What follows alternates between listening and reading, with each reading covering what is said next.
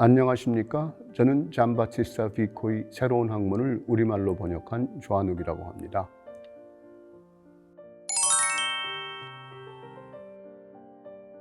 학부 때 역사 개론이라고 하는 뛰어난 수업을 들은 적이 있습니다.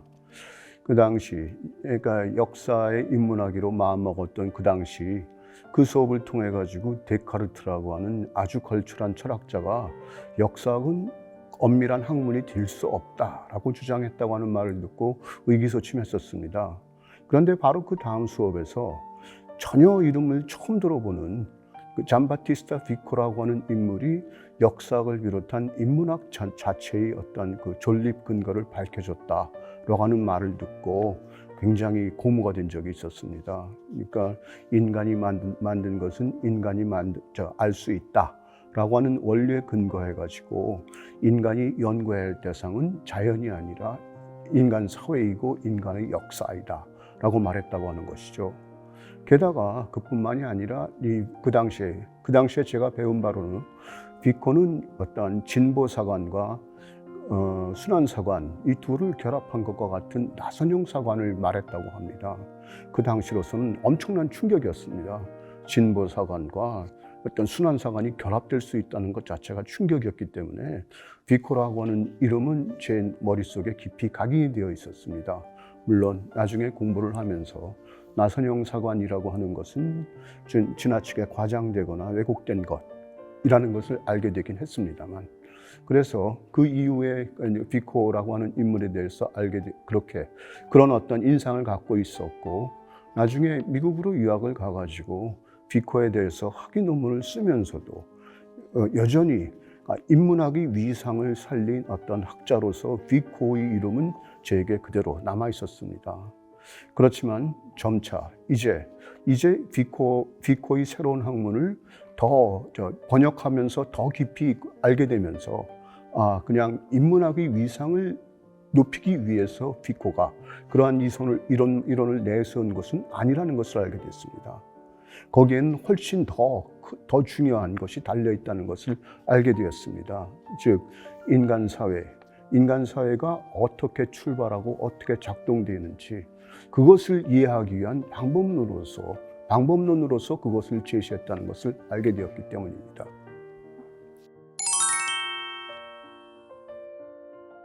사실 새로운 학문이라고 번역했지만 읽으면 읽을수록 이 책의 제목은 새로운 지식 아니면 새로운 인식으로 바뀌어야 되지 않을까 하고 생각하게 됩니다. 왜냐하면 이 책은 인간과 사회의 발전 과정을 이해하기 위해 새로운 방법을 사용하고 있기 때문입니다. 그 새로운 방법이란 무엇일까요? 그 첫 번째가 바로 학문은 그것이 다루는 소재로부터 출발해야 한다라고 말한 어떤 비코의 주장이고요. 다른 하나는 철학과 문헌학 이 두 가지를 함께 적용시켜 가지고 그것을 추진해야 한다라고 하는 주장입니다. 각기 오늘날의 말로 바꾼다면은 그 첫 번째는 컨텍스추얼리즘이라고 말할 수 있고 두 번째는 통섭이라고 말할 수 있는 것입니다. 컨텍스추얼리즘에 관해서 말하자면은 비코에게는 우리가 흔히 얘기하는 인간이라든가 왕국이라든가 자유라든가 그런 단어조차도 시대마다 그 의미가 달랐다고 하는 것입니다. 그 시대, 그 사람들이 어떻게 이해하는가 이것이 달랐는데 그것부터 출발해야 한다는 것이죠. 그것이 학문은 그것이 다루는 소재로부터 출발해야 한다라고 하는 말의 진정한 의미입니다. 그런데 그게 왜 새로운가 하면은 보통 학자들은 거기서부터 출발하는 것이 아니라 자기가 알고 있는 지식으로부터 자신이 현재 알고 있는 그 지식으로부터 출발하려고 하기 때문에 그것으로부터 이제 모든 종류의 어떤 오해가 싹튼다라고 하는 것입니다. 다음으로 이제 통섭과 관련된 어떤 그 얘기를 한다면은 보통 오늘날에도 역사학자들은 역사학만 하면 되고 철학자들은 철학만 하면 된다라고 생각을 합니다. 그리고 그 학문 분야에서도 분파가 아주 미세하게 갈려가지고 그냥 같은 역사학자끼리도 상대방이 뭘 하는지 모르는 경우가 굉장히 많습니다. 그런데 비코는 그게 아니라 모든 학문이 통합되어 가지고 말하자면 인간과 사회에 대한 이해에 적용되어야 한다라는 주장을 펼치는 것입니다. 그러니까 철학하는 사람들은 보통 어떤 이론을 내세우려고 하고 역사학자들은 구체적인 사실을 밝히려고 하는데 철학하는 사람들은 어떠한 이론을 제시한다 하더라도 그 이론이 역사적 사실에 근거해서 그것을 확인해야 된다라고 하는 것이고, 역사학자들은 구체적이고 개별적인 사실만 밝히는 것이 아니라 그걸 밝힌다 하더라도 그것을 철학적으로 배치해서 거기서 어떤 의미를 이끌어내야 한다라고 하는 것입니다. 바로 그런 이유에서 비코라고 하는 인물은 오늘날에도 학문의 통합을 주장하는 사람들에게 크게 환영을 받고 있습니다. 좋아하는 구절이야 엄청나게 많이 있습니다. 그렇지만 특히 그 중에서도 제가 그냥 두 가지를 꼽아서 말씀드리고 싶습니다. 첫 번째는 331번째 이 단락에 있는 글입니다. 읽어보도록 하겠습니다. 그러나 우리와는 가장 멀리 떨어진 최초의 고대를 감싸고 있는 두꺼운 어둠의 밤속에 꺼지지 않는 영원한 진리의 빛이 나타난다. 누구도 의심할 수 없는 그 진리란 사회세계는 인간이 만든 것이 확실하고 따라서 그 원리는 인간 정신이 표출되는 여러 양태 속에서 찾을 수 있으며 그렇게 찾아야 한다는 것이다. 이 문제에 대해 깊이 생각해 본 사람이라면 신이 만들었기 때문에 신만이 알 수 있는 자연세계에 대한 학문을 철학자들이 진지한 열정을 다해 추정해 왔다는 사실에 놀라야 마땅하다. 이것이 첫 번째 제가 인용하고 싶은 어떤 글인데요. 사실 이 문장은 비코에게서 가장 많이 인용되는 그런 부분입니다. 왜 그런가 하면은 이것이 인간의 사회는 인간이 만들었고 그래서 인간 사회가 연구의 대상이다라고 하는 그런 비코의 주장을 가장 극명하게 보여주고 있기 때문입니다. 그렇지만 저는 이것은 단순하게 어떤 그 방법론에 불과하고 비코를 공부하면 공부할수록 실제로 이 방법론 때문에 비코가 말하고자 하는 어떤 본질적인 내용은 다른 데 있다라고 하는 것을 깨닫게 되었습니다. 태고의 숲에 불을 질러 화전을, 즉 밭을 만들었다는 어떤 그것이 헤라클레스가 사자를 잡은 신화 속에 담겨있는 의미라는 것입니다. 따라서 헤라클레스는 여러분들이 알고 있는 것처럼 전쟁의 신이 아니라 최초의 땅을 경작한 가부장들이었다고 하는 것입니다. 그런 이유로 이름은 다를지라도 각 민족들마다 그 신화에는 헤라클레스가 존재하고 있습니다. 그렇게 최초의 땅을 지배해서 안정적인 식량 공급원을 마련한 자들이 최초의 사회의 지배자가 되어 그들이 신처럼 받들어지고 그들이 주인이 됩니다. 바로 이 시기가 신의 시대라고 말할 수가 있습니다. 그런데 여전히 숲을 떠돌아다니던 자들이 있습니다. 그 사람들은 숲을 떠돌아다니던 그 사람들은 이미 경작지를 만든 그 사람들한테 찾아가지고 자신의 몸을 의탁합니다. 그 사람들이 예속민, 파몰리라고 부르는 예속민이 되거나 동맹자라고 불리던 소치가 됩니다.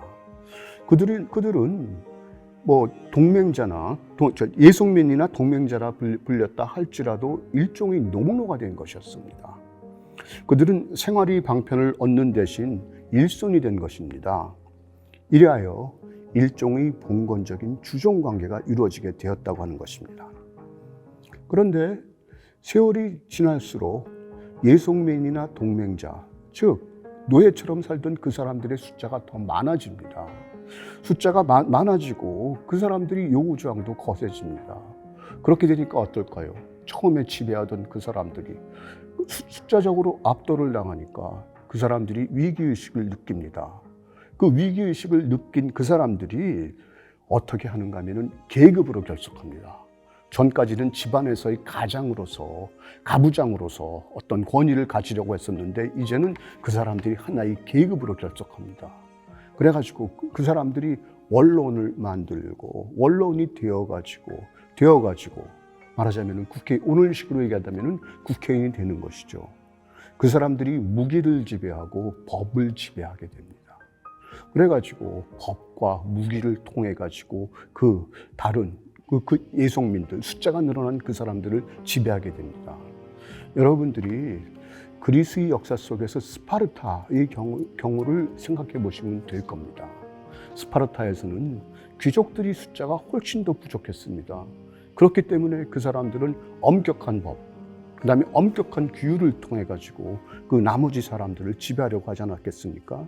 바로 그런 과정이 하나의 어떤 그런 그 최초의 어떤 가부장들이 하나의 계급으로 단결해 가지고 그 사람들이 귀족이 되고, 그리고 그 사람들이 법을 만들면서 그 법을 어떻게 만들었을까요? 일방적으로 자기들에게 유리하게 만들었겠죠.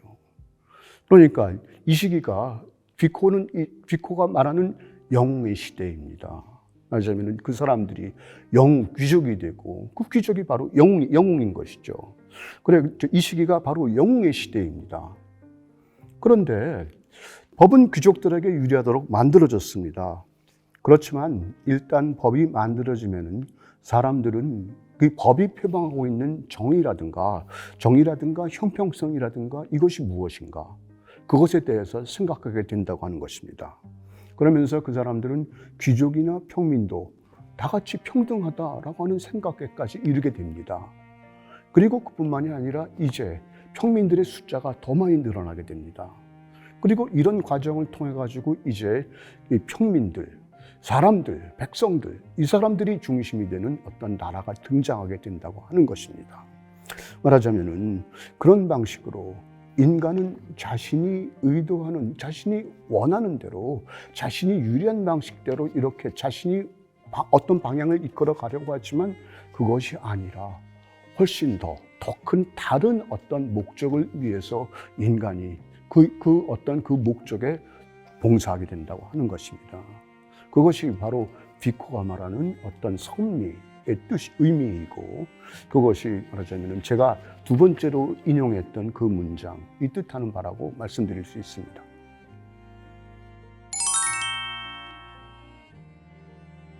오늘날 우리들은 시라는 것이 그냥 그 언어를 압축적으로 정제해가지고 어떤 그 감정이라든가 어떤 사상을 표현한 것이라고 생각합니다. 그런데 비코에게는 그것이 아닙니다. 비코는 그렇게 보지 않습니다. 비코는 시가 먼저 나오고 산문이 그 다음에 나왔다고 생각을 합니다. 왜 그런가 하면은 초창기에 인간은 논리적으로 생각할 능력을 갖고 있지 않았습니다. 논리적으로 생각한다기보다는 비유적으로 생각했습니다. 자기가 알지 못하는 것, 나랑 멀리 떨어져 있는 것, 그것을 내가 알고 있는 것 또는 나와 가까운 것, 이것과 비교해가지고 비유적으로 그것을 받아들이려고 했습니다. 그것이 바로 시적 방법이라고 말할 수 있습니다. 그러니까 비코에게서 시적 지혜라고 하는 것은 어떤 정제된 철학적 지혜라든가 그런 것이 아니라 아직 합리적으로, 이성적으로는 아직 조잡한 그 사람들이 생각하던 방식이라고 말할 수가 있습니다. 그것이 초창기의 인류가 생각하던 방식입니다. 우리가 그 사회가 어떻게 처음에 만들어졌는가, 그 과정을 알기 위해서는 처음에 그 사회를 만든 사람들이 어떻게 생각하고 그 생각을 바탕해서 어떻게 행동했는가, 이것을 알아야 합니다. 바로 그것을 알기 위해서 필요한 것이 뭘까요? 그것이 바로 시적 지혜입니다.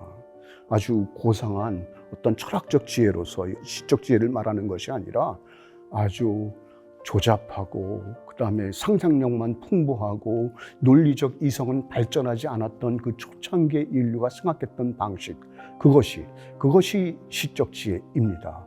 그러니까 그 사람들이 어떻게 신에 대해서 생각했는가, 이것이 시적 형이상학이고, 그 사람들이 그것을 어떻게 말로 표현했는가 하는 것이 시적 논리학입니다.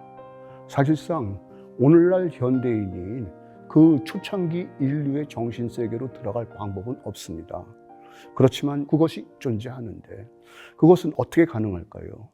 우리가 그 사람들이 어떻게 생각했는지 그것을 알아야 하는 것이죠. 말하자면은 그 길을 알려주기 위해 가지고 비코는 여러 종류의 시적 지혜, 이것에 대해서 말하고 있는 것입니다. 그것을 알아야지만 우리는 그 사람들이 남겨놓았던 기록인 어떤 그 호메로스의 서사시와 같은 그런 기록들을 그 시대의 어떤 그 진실을 밝혀주는 자료로서 우리가 접근해 갈 수 있는 길이 열리게 된다라고 하는 것입니다. 사람들은 예로부터 호메로스의 서사시에 장엄한 철학적 지혜가 담겼다고 말해왔습니다. 그 이유는 누구 때문인가 하면 바로 플라톤 때문이었습니다. 서양 철학의 한 원류인 플라톤이 호메로스의 서사시에는 아주 장엄한 철학적 지혜가 담겼다고 주장을 펼쳤고, 그 이후에 플라톤의 어떤 엄청난 권위 때문에 사람들이 플라톤을 추종하면서 이 호메로스라고 하는 서사시에 담겨 있는 그 심오한 철학, 이것을 찾으려고 몰두해 왔습니다. 그것은 오늘날까지도 그대로 이어지고 있습니다. 수많은 어떤 학자들이 마치 다른 사람들은 모르는 어떠한 철학적 지혜를 나는 이 호메로스의 서사시에서 찾을 수 있겠는가, 그런 것을 지금도 찾으려고 하고 있습니다. 그런데 비코는 그것을 단호하게 부정합니다.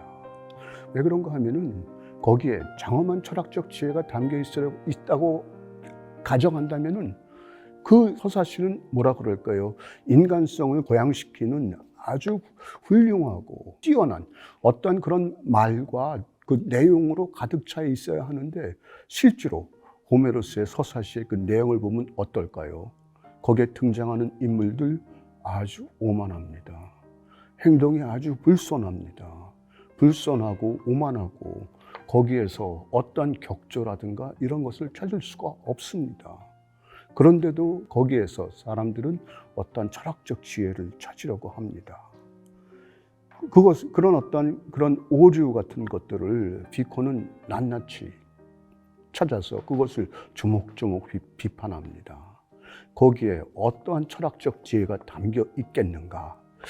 그 오만함, 말하자면은 거기에 등장하는 헥토르니 무슨 아니면은 여러 아킬레우스니 이런 어떤 그 사람들이 보여주는 오만함은 물론이거니와, 그 사람들은 정말로 어떤 복수심에 가득 차가지고 자신이 받은 개인적 모욕 같은 것을 참지 못하면서 거기에 대해서 과도하게 복수하려고 하고, 복수심에 불타가지고 한 국가나 민족 전체를 말살시키려고까지 합니다.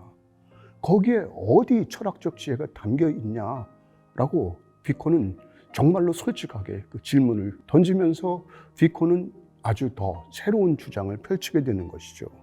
그러면서 정말로 그러면은 호메로스라고 하는 사람은 누구였을까? 그것을 찾기 위해 가지고 많이 연구를 했습니다. 그래가지고 비코는 그리스의 거의 모든 폴리스마다 방언이 약간씩 달랐는데 그 방언들마다 호메로스를 언급하고 있다는 사실을 말합니다. 그리고 그것이 아주 오랜 세월에 걸쳐서, 오랜 시기에 걸쳐가지고 그리스의 그 거의 모든 지역에서 거의 모든 시기에 걸쳐가지고 호메로스를 말한다고 한다면, 그렇다면 그 호메로스라고 하는 인물은 정말로 어떤 한 인간이 아니라 그 사람들이 말하자면 자신들이 바라던 어떤 시적인 인격체가 아니었을까 하는 주장을 펼치게 됩니다. 그래서 결국 비코는 어떤 결론에 도달하게 되는가 하면은, 비코는 한 개인이 아니라 그리스 민중 전체였다 라고 하는 결론에 도달하게 되는 것입니다. 사실 그리고 그 결론은 비코보다 한 세기 정도 뒤에 그 독일의 문헌학자가 주장했던 바인데, 비코는 이미 그것을 말했던 것입니다. 그리고 카를 마르크스가 비코에게 매료됐던 이유 중에 하나도, 이 카를 마르크스는 그런 호메로스가 개인이 아니었다는 주장했던 사람이 볼프라고 하는 문헌학자인데요. 볼프의 주장을 알고 있었는데 그것을 이미 한 100년 정도 전에 비코가 말했다는 사실 때문에 비코에 관심을 두고 비코를 연구했던 것이죠. 바로 이제 그런 맥락 속에서 저는 그 호메로스의 서사실은 바로 그 시적 인격체였다. 그리스의 민중을 대표하는 시적 인격체였다. 이런 결론에 도달합니다. 시적 인격체란 무엇이겠습니까? 시적 인격체, 우리에게도 시적 인격체가 존재하죠. 홍길동이 존재합니다. 홍길동은 우리나라에서 도처에서 나타났다고 합니다. 어떻게 한 개인이 도처에서 나타날 수가 있겠습니까? 도처에서 홍길동과 같은 의적이 나타나기를 바란다는 거 아니겠겠어요? 심청이가 그렇습니다. 춘향이가 그렇습니다. 그 당시에 그 당시에 그 인간들은 만일 춘향이가 표방하고 있는 정절이라고 하는 어떤 그런 그 덕목을 철학적으로 정의 내릴 수가 없습니다. 심청이가 말하고자 하는 효성이라고 하는 어떤 덕목을 어떤 그 정의를 내릴 수가 없습니다. 그래서 그 사람들은 어떻게 했을까요? 시적 인격체를 만든 것이죠. 말하자면은 효성하면은 춘향이다. 심청이다. 효성하면은 심청이고 정절하면은 춘향이다. 이런 방식으로. 그런 방식으로 하나의 어떤 시적 인격체를 만들어서 그것을 통해서 이야기를 하려고 했다고 하는 것입니다. 말하자면은 그 여러 가지 방식으로 이 비코의 사고 방식은 많이 우리나라의 어떤 경우에도 적용될 수가 있다고 보입니다. 아까도 말씀드린 바가 있지만 보통 비코의 역사관은 나선형 역사관이라고 알려져 있습니다. 그러니까 이제 나선형처럼 역사가 돌지만 앞으로 간다는 거죠. 돌지만 앞으로 가기 때문에 원상태로 돌아간다 하더라도 그것은 원래의 상태보다는 더 향상된 상태로 간다라고 하는 것. 그것이 바로 나선형 사관입니다. 그런데 사실 비코는 나선형 사관을 말한 적이 없습니다. 나선형 사관이라고 하는 개념은 사실은 괴테 그리고 미슐레로부터 비롯되었습니다. 괴테가 이탈리아 여행을 떠났던 것은 잘 알려져 있습니다. 그런데 이탈리아 여행 중에 괴테는 폼페이 유적지를 방문합니다. 그것을 가려면은 나폴리를 거쳐야 하는데 나폴리에 도착했을 때 비코의 제자였던 휠란지에리라고 하는 법학자로부터 비코의 새로운 학문을 증정받습니다. 그리고 아마 괴테는 어느 정도 읽었던 것 같아요. 그걸 읽고 나서 그날 일기에다가 이렇게 기록을 합니다. 비코가 나선형 사관이라고 말했으면 좋았을 텐데. 그리고 나서 그 뒤에 질 미슐레라고 하는 프랑스의 역사가가 1827년에 비코의 새로운 학문을 불어로 번역합니다. 완전한 번역은 아니고 초역이고 순서도 바꿔놓고 한 그런 번역인데요. 근데 이 질 미슐레는 비코에게 매료되었습니다.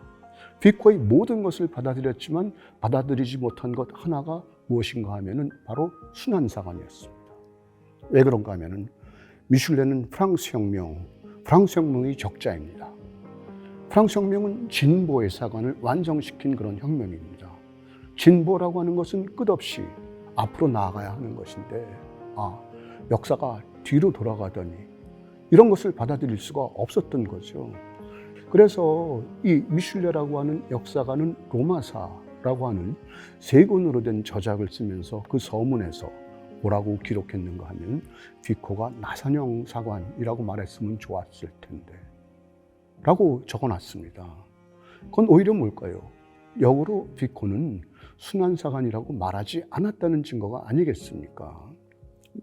바로 그런 건데 결코 말하자면 나선형 사관이 될 수가 없습니다.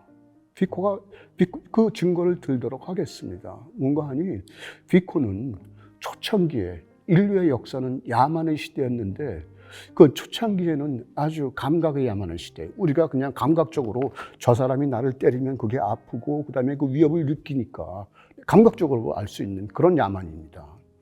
그런데 그 이후에는 문명의 야만이 다시 돌아온다고 말합니다. 문명의 야만은 뭘까요? 아이러니 시대의 야만입니다. 아이러니는 뭘까요? 반어법이라고 말을 하죠. 너 잘났어 정말 이라고 말할 때 그건 잘났다는 얘기가 아닙니다. 말과 사물이 일치하지가 않습니다.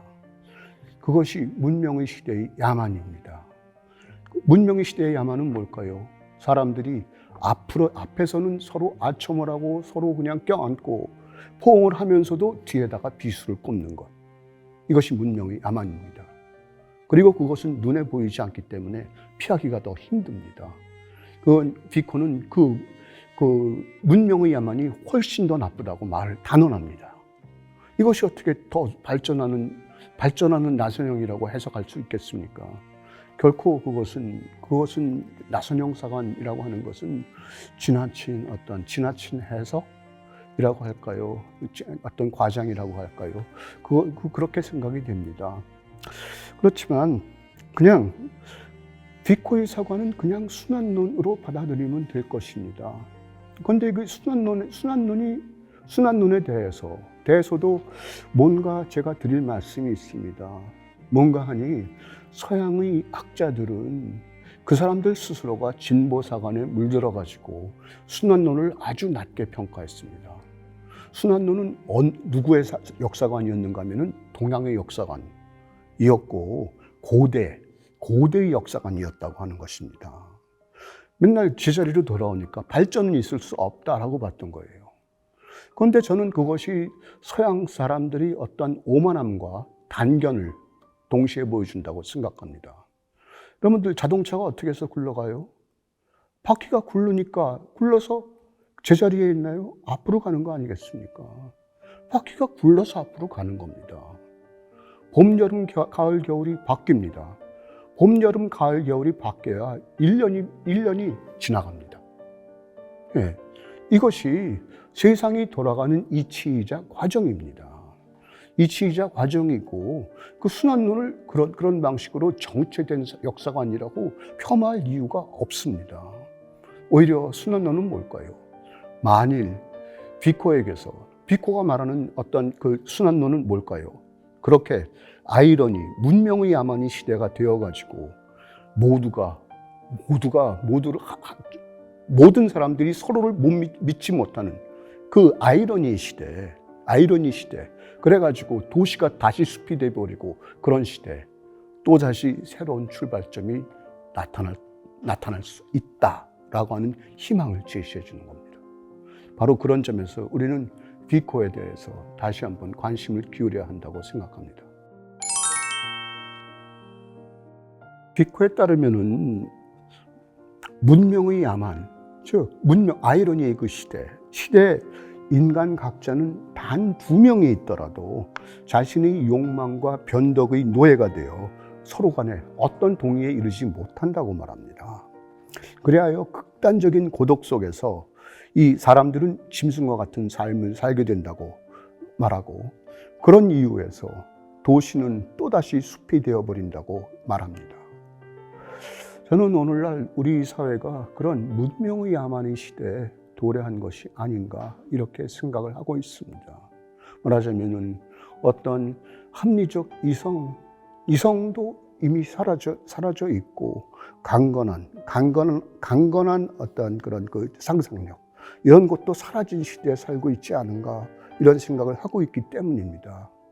그렇지만 다시 한번 말씀드리거니와 비코를 읽는다고 한다면 또다시 우리는 바로 그러한 어떤 폐허 속에서 다시 일어날 수 있는 어떤 그 힘을 얻을 수 있다라고 생각을 합니다. 그런 점에서라도 우리는 비코에 대해서 또다시 관심을 기울여야 한다라고 생각합니다. 아까도 말씀드렸던 그 질 미슐레는 비코의 민중사관을 일찍부터 알아챈 사람이었습니다. 그리고 또 그래가지고 이제 그 미슐레는 비코를 번역하기도 했고, 그뿐만이 아니라 비코를 소개하는 책자를 쓰기도 했습니다. 그리고 그 덕에 미슐레가 프랑스에서 에콜 노르말의 교수가 되기도 했던 것이었습니다. 어쨌든 그 미슐레가 비코를 번역했던 것은 비코의 어떤 인지도가 높아지는 데 크게 기여했습니다.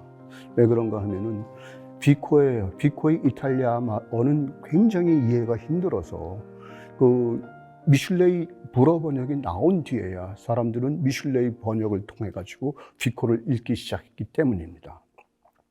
그리고 또 지성사 속에서 비코에게 큰 영향을 받았던 사람 중에 하나가 바로 카를 마르크스입니다. 자, 비코에게 제가 말씀드렸던 것처럼 비코의 어떤 세계관 속에는 비코가 사회가 처음에 어떻게 만들어졌는가 이걸 보면은 거기에는 계급 투쟁의 요소가 있습니다. 당연히 카를 마르크스는 거기에 대해서 관심을 가질 수밖에 없었겠죠. 그리고 또 아까 말씀드렸던 호메로스는 그리스의 민중이었다라고 하는 주장, 거기에도 크게 매료가 됩니다. 그래가지고 이 카를 마르크스는 자신의 동료인 엥겔스라든가 라살 같은 사람들에게 비코를 꼭 읽어보라 라고 권하기도 했습니다. 그리고 그뿐만이 아니라 비코는 그런 어떤 신의 시대, 영웅의 시대, 인간의 시대가 바뀌는데 그 시대마다 사용하는 언어가 다르다고 얘기를 합니다. 말하자면은 각 시대마다 그 사람들이 같은 언어를 사용한다 하더라도 그 언어에 들어있는 함의는 다 달라졌다고 하는 겁니다. 이것이 오늘날의 개념으로 말하면 뭘까요? 바로 미셸 푸코가 말하는 담론의 개념입니다. 담론의 개념, 이거 비코에게서 나왔던 것입니다. 그리고 이러한 푸코의 담론의 개념을 이용했던 사람 중에 역사 쪽에서 이용했던 사람이 바로 헤이든 화이트입니다. 헤이든 화이트는 메타 역사라고 하는 책을 1973년에 내면서 그것을 통해 가지고 전 세계적으로 역사학에 있어서의 언어적 담론이라고 하는 것을 이끌었습니다. 그 헤이든 화이트가 자신에게 영감을 준 것은 바로 비코였다라고 그것은 자신의 어떤 친지에게 보낸 편지에서 밝힌 바가 있습니다. 그리고 또 비코에게 또 열광하였던 또 한 사람은 빠뜨릴 수 없는 또 한 사람이 누군가 하면은 바로 오리엔탈리즘이라고 하는 대작을 썼던 바로 에드워드 사이드입니다. 에드워드 사이드의 기본 개념은 비코가 말하고 있는 시적 지혜에서의 그 개념과 마찬가지입니다. 마찬가지로 그 시적 지혜의 바탕을 두고 비코는 동서양 문화 비교의 그 초석을 깔았다고 하는 것입니다. 그뿐만이 아니라 그 에드워드 사이드라고 하는 사람은 언제나 곤공하게 살면서도 권력에 타협하지 않는 비코의 모습을 보면서 그것이야말로 가장 모범적인 어떤 지식인의 상이다라고 하면서 자신의 어떤 표준으로 그 비코를 삼았던 것입니다. 그리고 또 한 명 반드시 또 이야기해야 할 사람, 그 사람이 누군가 하면은 20세기 최고의 소설가라고 꼽히고 있는 아일랜드의 문호 제임스 조이스입니다. 제임스 조이스는 비코의 삶 자체에 대해서 크게 감명을 받았고, 그리고 비코를 알게 되면서 비코에게 크게 매료가 됐습니다. 크게 매료가 되어가지고 제임스 조이스가 살았던 아일랜드의 더블린에는 비코 로드라고 하는 길이 있습니다. 그 길이, 우연히도 그 길이 있는데 그 길이 있다는 것을 깨달으면서 그 비코라고 하는 사람을 그 길이 있는 것처럼 아일랜드의 역사 속에 이 비코라고 하는 사람을 여기다가 투영시켜야 되겠다 하는 생각을 갖게 됩니다. 그런 생각이 율리시즈에도 어느 정도 반영되어 있습니다. 그렇지만 그것이 가장 본격적으로 나타난 것은 제임스 조이스의 최후의 작품 피네간의 경야입니다. 피네간의 경야, 이것은 곧바로 제임스 조이스의 어떤 세계관을 받아들여 가지고 이 역사를 본질적으로 만든 사람들은 바로 민중들이다 라고 하는 그런 개념을 그 소설 속에다가 집어넣었던 것입니다. 그 소설이 그렇게 어렵게 느껴지는 것은, 읽기도 어렵게 느껴지는 것은 아주 어려운 개념이나 어려운 단어가 등장해서가 아닙니다. 오히려 그것은 시적 지혜에서 나오고 있는 초창기 인류의 말처럼 아주 미숙한 언어를 찾아가지고 그것을 통해 가지고 인류의 역사를 복원시키려고 했던 것입니다. 그러면서 마지막에 제임스 조이스는 이렇게 말합니다. 이 소설을 쓴 사람은 나도 아니고 너도 아니다. 이 소설을 쓴 사람은 저기에 앉아있는 저 신사이고 그 옆에 있는 그 소녀이고 그 옆에 있는 그 사람들이고 이 소설 속에는 모두가 여긴 등장한다 라고 말하고 있습니다. 그렇기 때문에 그게 어려운 소설로 보일지 모르겠지만 어떤 사람들은 제임스 조이스의 피네간의 경야라고 하는 소설을 모든 사람들을 위한 축제의 장이라고 말하기도 하는 것입니다. 비코를 이해하기 위해서 우리가 좀 반드시 알아야 할 사람들이 있습니다. 제가 지금 말씀드렸던 미슐러라든가 무슨 어떤 제임스 조이스라든가 그다음에 이제 헤이든 화이트니 무슨 어떤 에드워드 사이드, 그 사람들도 비코에 대해서 아주 훌륭한 글들을 썼습니다. 그렇지만 그 사람들 말고도 정말로 비코가 그렇게 알려졌지 않았을 때 그 비코에 대해 가지고 아주 고전적인 글들을 썼던 사람들이 있습니다. 오늘날 비코에 대한 연구서가 많이 나왔다 할지라도 그 고전적인 연구를 따라가지 못합니다. 왜 그런가 하면은 그 고전적인 연구를 썼던 그 사람들은 비코를 종합적으로 이해하고 있기 때문입니다. 그 사람들을 몇 명만 얘기해 준다면 베네데토 크로체, 아르날도 모밀리아노, 그다음에 로버트 카포니그리, 피에트로 피오바니, 그다음에 도널드 필립 버린과 같은 학자들이 있습니다. 그런 사람들의 저작을 기회가 닿는다면 번역하고 싶은 것도 제 꿈입니다. 그렇지만 그러한 책들이 번역보다 더 지금 시급한 것은 우리말로 비코를 더 쉽게 이해할 수 있도록 만들어주는 그러한 책, 입문서를 쓰는 것이 가장 중요하지 않을까 생각하고 있습니다. 그래서 그 작업을 진행하려고 하고 있고, 저는 오늘의 이 강연이 그 출발점이 되기를 바라고 있습니다.